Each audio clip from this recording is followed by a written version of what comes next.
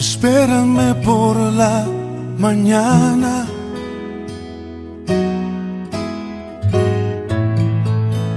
antes de que salga el sol, antes que comience el día, quiero darte mi canción.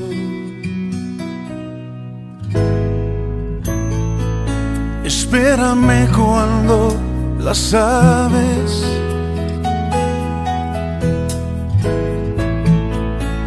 aún no empiezan a cantar, cuando todo está en silencio, yo contigo quiero hablar. Espérame, luz en mi corazón, espérame, estrella de la mañana, te quiero ver.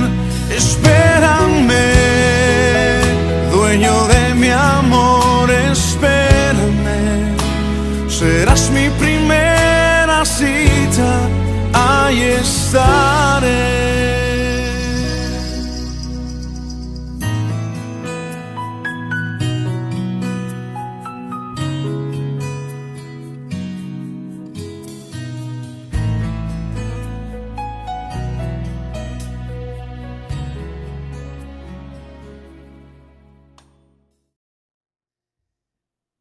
Mar adentro, remar mar adentro, un nuevo crecimiento en la fe para dar razones de nuestra esperanza. Sentarnos como a los pies del Maestro, escuchar la palabra, escuchar una palabra que no estamos inventando nosotros, sino que tiene un eco de siglos, la palabra de Jesús, la experiencia de esa palabra a través de hombres y mujeres que en los siglos han hecho de esa palabra pues como toda su existencia. Es la vida misma de ellos la que se convierte también en palabra, en enseñanza, en una profecía que llega a nosotros alentándonos a vivir de acuerdo a aquello que nos encendió nuestra vida de sentido, que le dio un horizonte de alegría, de paz, de solidaridad, de empuje y de esperanza, y por qué no, también de buen humor en medio de muchas situaciones a veces adversas. Mar adentro, ese crecimiento que es una responsabilidad de cada uno de nosotros. Y qué bueno tener estos espacios, estos momentos, para que nosotros como adultos podamos dar pues una palabra más firme también a nuestra vocación como cristianos. Como hemos dicho, como hemos comentado, para que los demás vean en nosotros una razón sólida para seguir creyendo, para seguir construyendo una familia, un noviazgo, unos amigos, un sentido de la vida común y corriente, un país, un mundo realmente con un significado profundo, donde el ser humano tenga el valor principal, la vida como un don sagrado e inviolable, como el regalo y como la epifanía, como la manifestación más grande de la obra divina. Siempre que nos reunimos comenzamos con un momento de oración y hemos dicho que la oración pues es la puerta de toda verdad. Teresa de Jesús, que es maestra en todos estos quehaceres, nos ha hablado siempre cómo ese trato de amistad, cómo esa cercanía de corazón a corazón con el misterio amoroso del Señor nos da a nosotros un atismo no únicamente de cielo, sino que nos regala a cada uno un sabor de la existencia nuevo al saber que el interlocutor del ser humano es el mismo ser divino y que Él está abierto profundamente a nosotros. Volvamos a orar diciendo: Dios de vida, hay días en que la carga nos desgasta los hombros y nos sentimos agotados, en que el camino parece monótono e interminable y el cielo gris y amenazante, en que nuestra vida carece de música, nuestro corazón está solo y nuestra alma ha perdido su arrojo. Inunda el camino con tu luz, te suplicamos. Dirige nuestra mirada a donde el cielo está lleno de promesas. Una oración que ya hemos hecho y que a veces como que es la oración también de todos los días. Una oración en momentos de incertidumbre. Una oración en medio de la monotonía de la vida. Una oración cuando muchas cosas también se convierten en pregunta. Y a mí me parece importante eso. A veces ahora aparece como una catequesis, como unas expresiones de fe tan gozosas, tan gloriosas, de tanto aleluya, que se nos olvida que a Dios no únicamente se le goza, a Dios también se le padece. Eso lo veremos en otro día. Es la teopatía. También se padece esa presencia divina. De ahí que los días grises tienen una gran enseñanza. De ahí que la monotonía de la vida es el lugar donde nosotros estamos aprendiendo a vivir en un día común y corriente. No esperemos para creer o para celebrar la vida grandes experiencias, que sí, hay momentos de celebración y de fiesta, la parte lúdica del ser humano muy hermosa, pero el día a día de nosotros es donde nosotros estamos comprometidos a darle a esto pues un sabor, ser sal y luz en la monotonía o en la grisura, decía alguien, de nuestros días, en ese diario vivir. Para hoy estamos de nuevo en un tema espinoso que lo hemos llamado, y es ¿dónde está Dios? ¿Dónde está Dios en medio de la adversidad? ¿Dónde está Dios cuando el hombre se llena de preguntas? Cuando la amenaza de una gran desesperanza está circundando nuestra vida. Cuando hay otras voces que nos llegan en una forma reiterativa, que nos dicen que no hay futuro, que no vale la pena. Cuando de repente parece que no hay noticias de Dios. Entonces, ¿dónde está Dios? Venimos hablando de eso. Unos espacios que han generado preguntas, nos han llegado muchas preguntas. Y es necesario saber que la pregunta también se va respondiendo en la medida que vamos entrando en una enseñanza, en una reflexión. Yo creo que en esa continuidad de la reflexión, de la hondura, de asumir esto con responsabilidad, van a ir llegando para cada uno de nosotros pues respuestas o una respuesta más válida, más honda y necesariamente mucho más humilde.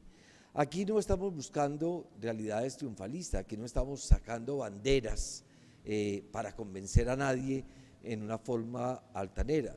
Aquí simplemente estamos conversando nosotros y poniendo en la mesa de la vida misma las preguntas que todos los días tenemos también como un nudo en la garganta o como una sombra o como una inquietud en el corazón. Hoy traigo un texto de Pablo para seguir en esa reflexión de dónde está Dios. De la primera carta de Pablo a los Corintios. Es bueno saber que este eco de nuestra fe cristiana, que tiene más de 2000 años, tiene respuestas, como les decía al principio, muy importantes en el testimonio de fe de hombres y mujeres. A ellos hay que oír con atención, porque estas personas nos dijeron sin ninguna altanería, pero sí con mucha pasión y con una gran convicción, que la vida sí tenía sentido y que vale la pena la lucha diaria a partir de esa presencia divina en el corazón. Sin embargo, la pregunta estaba presente: ¿está Dios en alguna parte, en la adversidad, en el dolor, en las injusticias humanas que nosotros vemos a diario, en la fuerza de unos medios de comunicación que a veces parece que nos ahogan con tanta noticia, con tanta imagen, con tantas cosas que no logramos asimilar y que de repente una prensa o un periodismo amarillista nos está robando a nosotros espacios más ponderados de hondura, de reflexión, de síntesis, de asimilación de la vida. Vamos a escuchar este texto de Pablo y lo vamos a escuchar en clave también de empezar a oír respuestas.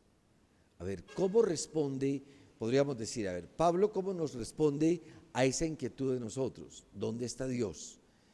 ¿Será que aquí hay una respuesta? Oigamos a Pablo a los Corintios. Secundando su obra, os exhortamos a no echar en saco roto la gracia de Dios, porque Él dice, en tiempo favorable te escuché, en día de salvación vine en tu ayuda. Pues mirad, ahora es tiempo favorable, ahora es día de salvación. Es la primera parte de ese texto. Sobre eso ya quiero anotar lo siguiente. Miren, convenzámonos que decir creer y confiar en Dios, cuando he tenido una noche perfecta, cuando he descansado maravillosamente, cuando el bolsillo está lleno, cuando mi salud está muy bien, cuando aparentemente todo me sonríe y todo es amable en mi vida, es muy fácil, es muy fácil. Creer y confiar cuando la fiebre llega a 40, cuando tengo una economía frágil, quebradiza, que me llena de inquietud, cuando hay una pena en la familia, un dolor, una enfermedad crónica, cuando experimento la injusticia que llega a mi vida a través de muchas situaciones, ya eso es otro cantar, ¿sí? Y es en las dos situaciones de la vida, porque las dos acontecen entre nosotros, donde Dios está presente. Pero pensar que Dios únicamente está presente como en las buenas, pero no en las malas, todo eso entre comillas, eso sería un error garrafal. Hay gente que pierde la fe ante un revés inesperado de la existencia, ante un acontecimiento que lo calificamos como una desgracia. Entonces ahí quedamos absolutamente desconcertados. Pablo dice, no echen en saco roto la gracia de Dios. Y este tiempo, dice Pablo, este tiempo es un tiempo favorable, este es un día de salvación. ¿Cuál es este día? Este hoy tuyo y mío, es donde hoy la salvación, la presencia divina, la mano bienhechora se tiende sobre nosotros para darnos un sentido, un arropo y un arrojo a la existencia nuevo. Dice Pablo, para no poner en ridículo nuestro ministerio, nunca damos a nadie motivo de escándalo. Fuerte, muy fuerte esa cuestión de Pablo y muy veraz. De ahí que una revisión más delicada de nuestra vida. Esto nos cae a todos, sin excepción. Vamos a mirar un poquito más nuestros actos, vamos a mirar un poquito más nuestro estilo de vida. Miren, el evangelio que la gente lee es tu propia vida. Ese es el evangelio que la gente está viendo. ¿Cuál es la catequesis que están recibiendo los muchachos? Pues el estilo de vida de su papá y el estilo de vida de su mamá. En definitiva, es eso lo que nos va quedando. Lo mismo en la parroquia, cómo estamos viviendo los curas, cómo estamos nosotros existiendo con la gente, siendo con la gente. Ahí la gente está leyendo el evangelio, o ahí la gente puede recibir grandes tropiezos, grandes oscuridades. Entonces dice Pablo, nunca damos a nadie motivo de escándalo, al contrario, continuamente damos prueba de que somos ministros de Dios con lo mucho que pasamos, Vamos a ver qué es eso que pasa Pablo. Dice, luchas, infortunios, apuros, golpes, cárceles, motines, fatigas, noches sin dormir y días sin comer. Procedemos con limpieza, saber, paciencia y amabilidad, con dones del Espíritu Santo y amor sincero, llevando la palabra de la verdad y la fuerza de Dios. Un momentico, hermanos, es que estamos ante unas palabras de peso profundo. Y esto hay que escucharlo despacio. Esto hay que oírlo a los pies del maestro. Estas palabras no son palabras de niños. Estas palabras están selladas con la vida misma. Estas palabras se escribieron con sangre. Entonces, ante esas palabras, pues hay que escuchar y hay que respetar y hay que creer. Aquí no se están diciendo mentiras, aquí no se está haciendo ninguna exageración de nada. Pablo está contando lo que se vive a partir de una opción radical en la fe. Esa opción radical en la fe también lo llevó a vivir estas experiencias que nosotros calificamos adversas, difíciles, llenas de tentación, de desesperanza. Llevando la palabra de la verdad y la fuerza de Dios, expresiones poderosas. Con la derecha y con la izquierda empuñamos las armas de la justicia a través de honra y afrenta, de mala y de buena fama. Y dice Pablo, somos los impostores que dicen la verdad, los desconocidos conocidos de sobra, los moribundos que están bien vivos, los penados nunca ajusticiados, los afligidos siempre alegres, los pobretones que enriquecen a muchos, los necesitados que todo lo poseen. No, hermanos, ¿me permiten? Repito la última parte, ¿sí?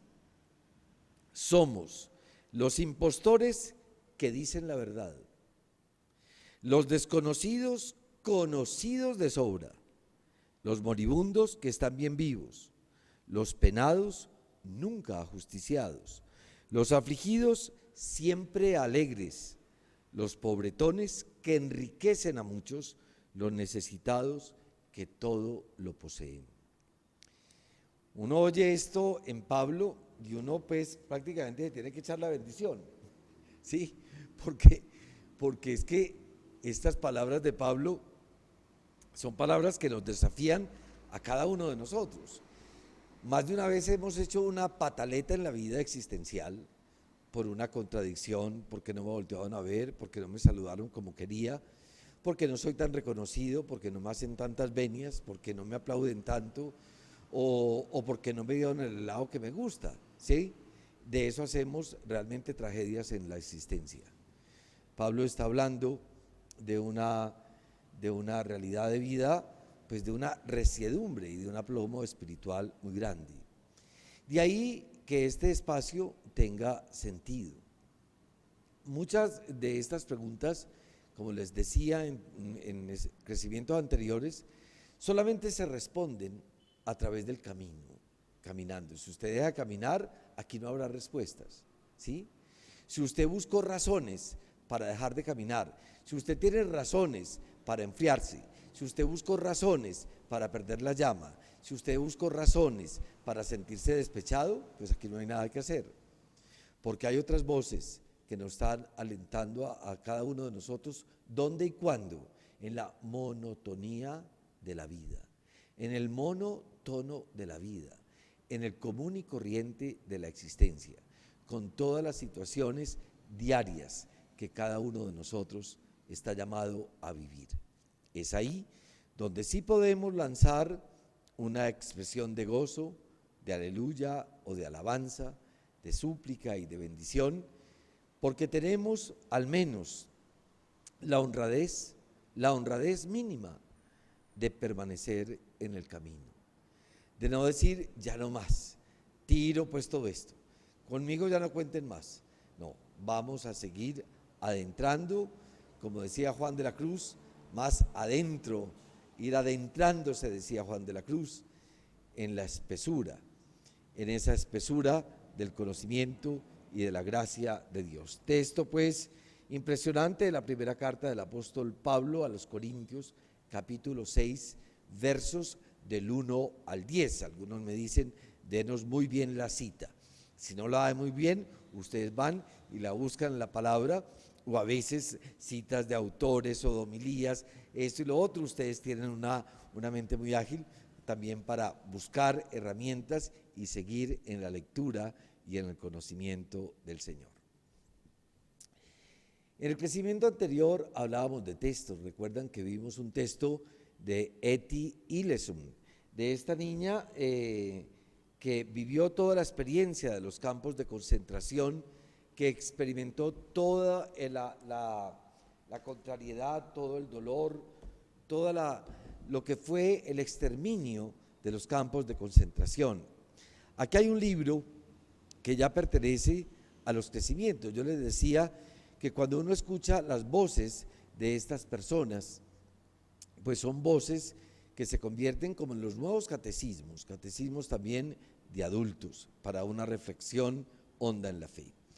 Aquí les recomiendo este libro, Diario de Etty Hillesum, una vida conmocionada, una vida conmocionada. Escuchar a esta mujer, recuerden que ella no llegó a ser cristiana del todo, no le dio tiempo, no sabemos, pero ella comienza en estos 3 años de experiencia de sufrimiento.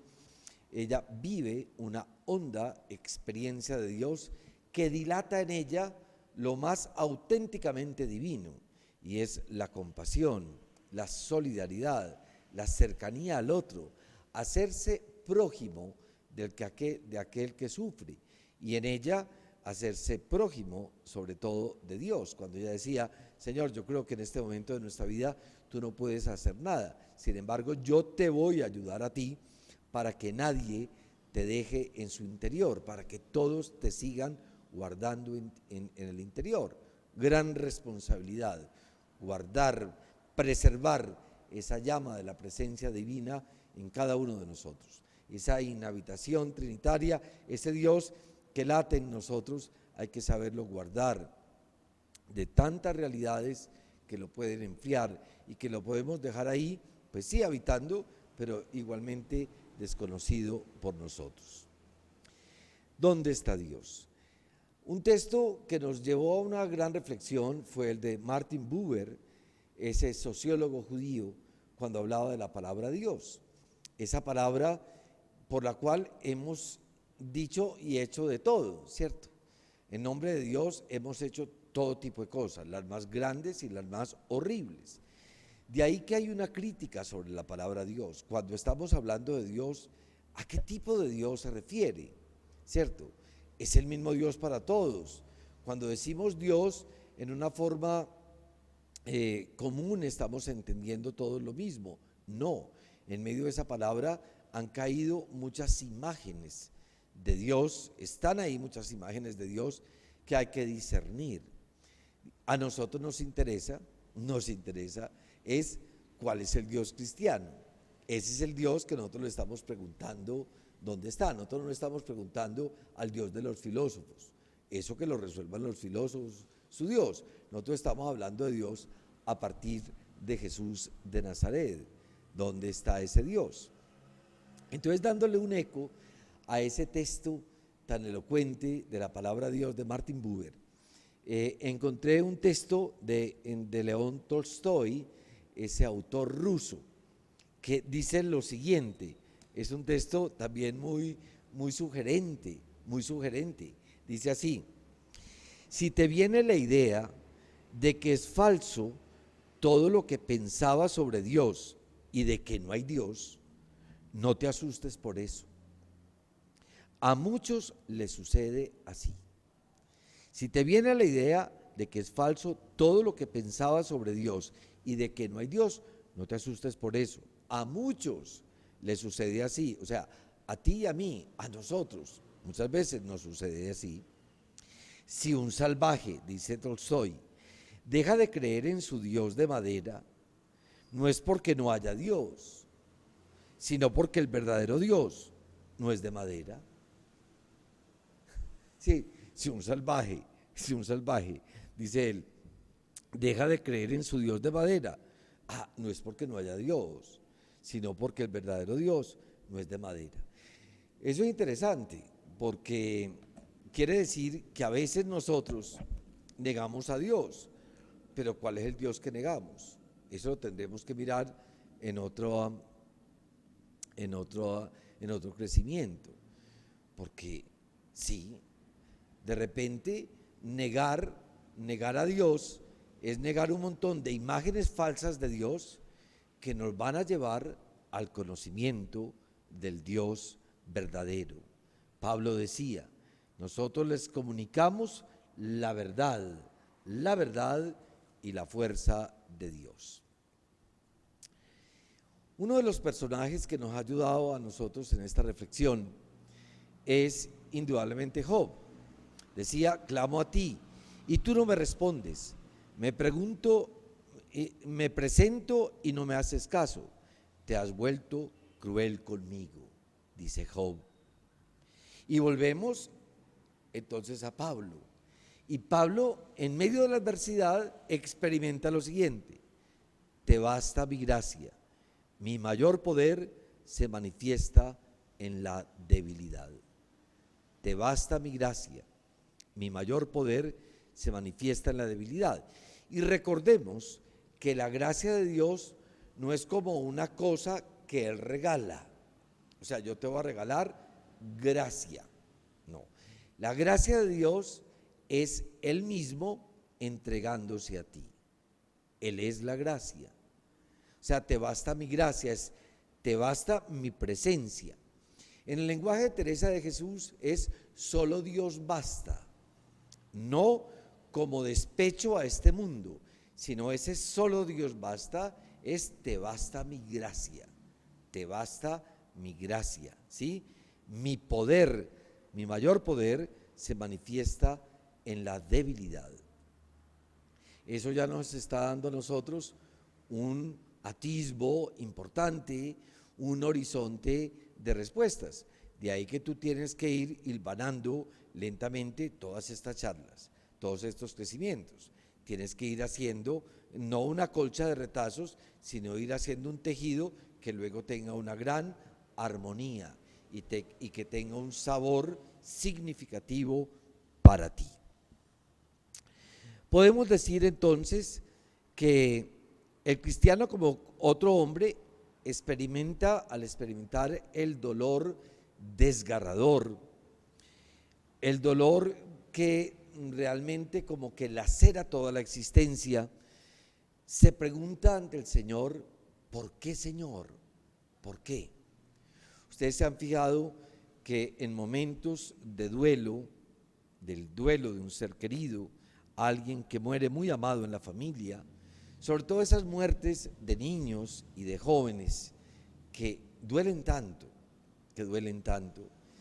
muchas personas entran en una crisis no únicamente de dolor, sino en una crisis de fe.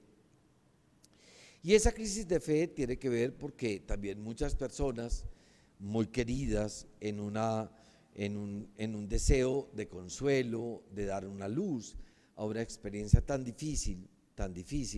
Hace poco me tocaron las exequias de una muchacha, de una niña de 23 años, acaba de terminar medicina, hija única, de repente un infarto fulminante, ¿cierto? Sus papás devastados por el dolor, destrozados por el dolor de su hija única. Pero llegaron muchas voces, Dios los está probando, por algo fue, Dios les mandó esta prueba, quién sabe a ella de qué la está librando el Señor, es la voluntad divina, esto y lo otro. Todas esas voces llegan de buena voluntad y de cariño, pero eso es muy delicado. ¿Recuerdan cuando comenzamos todas estas reflexiones en dónde está Dios con un texto de las Lamentaciones que decía, es bueno esperar en silencio la salvación de Dios? Desde ahí, un silencio reflexivo. ¿Será que Dios se llevó a Natalia? ¿Será que Dios ya la necesitaba en su casa? ¿De quién sabe qué cosas? ¿De qué cosas la libró el Señor? Y alguien preguntaba, Padre, ¿de qué la libraría el Señor? La libraría de ejercer su carrera, de hacer un posgrado, la libró de un buen noviazgo, la libró de reírse, la libró de viajar, la libró de pasar bien rico. Porque esas cosas que decimos, cuidado, son muy difíciles. O Dios la necesitaba en su jardín. No, digamos que los papás necesitaban a su hija, y su novio también a su novia y a su amiga, una muchacha tan joven. Entonces, de ahí que muchas cosas no nos cuadran.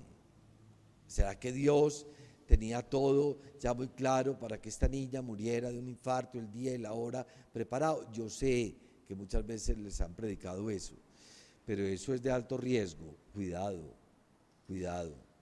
Mucho más discreción, mucho más valoración, mucho más hondura en esta realidad de la fe.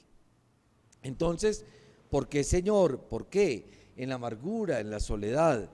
Y recordamos a Jesús orando en la cruz. Recordemos pues a Jesús orando en la cruz.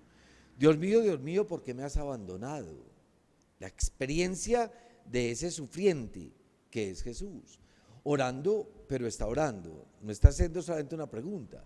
Esa pregunta pertenece al conjunto de un salmo, ¿cierto? Dios mío, ¿por qué me has abandonado? Jesús está orando en ese momento de soledad, de marginalidad de su vida, de dolor y de fracaso, pero sigue la oración. Y cuando un judío nombra la primera frase de un salmo, para un judío equivale a ser el salmo entero. Y ese salmo termina siempre con la condescendencia, con la presencia y con la gracia divina. Siguen las preguntas.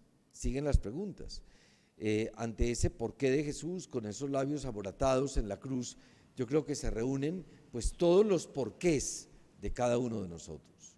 Todos los porqués. O sea, que tu porqué lo puedes lanzar, ¿sí? Ese porqué lo acoge también ya Jesús en sus labios, y ese porqué lo vuelve oración.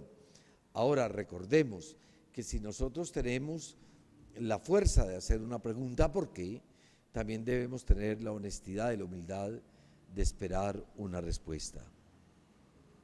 Otra pregunta que nos hacemos es, si Dios es justo, ¿por qué tantos hombres buenos viven en la pobreza? Eso lo escuchamos constantemente, ¿sí? O la desgracia, y tantos pecadores, tantos malos, en cambio viven, entre comillas, en la dicha, o entre comillas, en la prosperidad. ¿Cómo es lo que has dicho? ¿Por qué le pasan cosas malas a los buenos o algo así? Pues que eso se volvió una expresión muy común entre nosotros.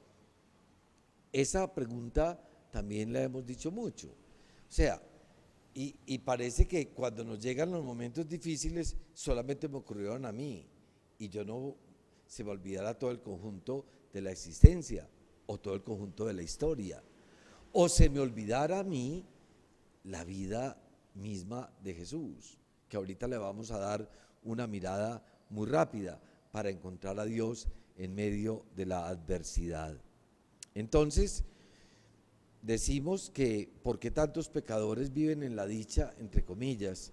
¿Por qué tantos malos e injustos viven en la prosperidad, pero entre comillas? Yo me pregunto, ¿es que vivir en el mal es muy bueno? ¿Es que vivir en las sombras es muy luminoso? ¿Es que vivir haciendo el mal es una dicha? Cuidado, no confundamos una vajilla de oro o un carro de marca con una existencia bienaventurada. No seamos Pues Pablo decía, pues no seamos ridículos, ¿sí? Estas preguntas son racionalmente válidas, claro que sí, pero implican en el fondo un concepto de Dios pobre, pobre. Cuando uno ve con lupa y con delicadeza la teología cristiana, y esa teología que no es de escritorio como este, sino que es una teología hecha de rodillas y en la vida misma trabajando, descubrimos en lo más hondo del cristianismo, en la raíz del cristianismo, que Dios no desea, Dios no quiere el sufrimiento del hombre. Dios no quiere el sufrimiento del hombre. Miren, si la enfermedad fuera voluntad de Dios, si tú sigues pensando que Dios te envió esa enfermedad a ti, que esa es la voluntad de Dios, esa enfermedad, entonces tú no puedes ir al médico. Porque yo voy al médico es para que me quite la enfermedad. Y si Dios me la mandó, yo no me puedo tomar ni esa aspirina. Porque si Dios me mandó esa enfermedad, ¿cómo voy a atentar yo contra la voluntad divina? No, la hondura de la teología cristiana nos va a enseñar que Dios, hermanos, no desea el sufrimiento del hombre. Entonces, ¿qué padre? Me están diciendo ustedes, ¿qué vamos a hacer con todo esto? Sí, yo soy consciente en el terreno en que me metí. Y les he dicho que aquí no estamos dando la última palabra, porque a la vida hay que quitarle todos los puntos finales y le vamos a poner puntos suspensivos. Pierre Bell, un racionalista francés, dice ante todo lo anterior lo siguiente: ante el dolor, ante la adversidad, ante el sufrimiento, ante la enfermedad, ante las lágrimas, ante el sufrimiento de los inocentes, o Dios no puede hacer nada, o bien no puede, y entonces no es realmente omnipotente, o bien no quiere, y entonces no es bueno, ni es justo, ni es santo, o bien no puede ni quiere, y entonces es impotente y a la vez envidioso. Pero, dice este Pierre Bayle, pero si puede y quiere, ¿a qué se debe entonces toda la maldad en el mundo? Miren que hay mucha gente que se ha hecho esas preguntas. De ahí entran grandes inquietudes. Entonces, Dios es omnipotente, Dios es todopoderoso. ¿En qué consiste el todopoderoso de Dios? ¿Cuál es la omnipotencia de Dios? Entonces, eso quiere decir que hay que revisar precisamente toda esa terminología, porque si Él puede hacerlo, ¿por qué no quita pues esa enfermedad? Si Él puede hacerlo, pues porque hay sufrimientos, porque hay guerras, porque hay terremotos, porque hay hambrunas. Si Dios pudiera hacerlo, entonces será que quiere pero no lo hace, lo disimula, o es que no puede, o qué ocurre, o es que la omnipotencia de Dios que nos revela Jesús de Nazaret es otra. Yo creo que sí, que es otra, que es la omnipotencia del amor, porque Dios es solo amor. En la vida de Jesús de Nazaret vamos a mirar una luz que nos ayuda a responder esto. ¿Qué aparece en la vida de Jesús de Nazaret? Una historia de pasión, contrición y flagelación. Una ejecución cruel y humillante de un hombre joven. Esta vida no permite reconocer nada maduro y consumado en Jesús. Muere muy joven. Se queda en fragmento y permanece como inacabada, podríamos decir. La pregunta ante la vida histórica de Jesús es: ¿esa vida fue un fracaso? Es una pregunta. al menos de éxito, pues, hermanos, en la vida, ni rastro. Jesús, pues, como de mucho éxito, pues, no conoció. Él muere despreciado, proscrito, maldito. Un final en soledad, bajo el mayor de los tormentos. Mentira, no sé si el mayor, dentro de un gran tormento, porque hay gente que ha sufrido, ha tenido unas muertes más dolorosas que las de Jesús, indudablemente. Abandonado por los suyos, abandonado por los suyos. Jesús es la imagen del hombre sufriente. Eso es bueno reconocerlo, Muchas mamás ante las pérdidas de sus hijos lloran profundamente. A veces se nos olvida que a María, la madre de Jesús, pues esa mujer no es únicamente la doncella de Nazaret, la hermosa Virgen María de Belén del pesebre, sino que esa mujer es la mujer que vive en hogar, que vive un matrimonio, una mujer viuda y que le matan a su muchacho. Por eso también la quiere mucho la gente en esa advocación de la dolorosa, porque la ven a ella como una mujer que, como a ti y a muchas, también el corazón está traspasado de dolor. Bueno, ahí seguimos en reflexión. Yo espero que en el próximo crecimiento pues redondeemos un poquito este tema que necesariamente nos va a remitir a esa gran pregunta: ¿y cuál es la fe? Que el Señor nos siga llenando a nosotros de gracia y de luz, que nos dé la responsabilidad profunda, o que la asumamos, de crecer en Él y tener la valentía de esperar también en silencio, pero responsablemente, la salvación de Dios.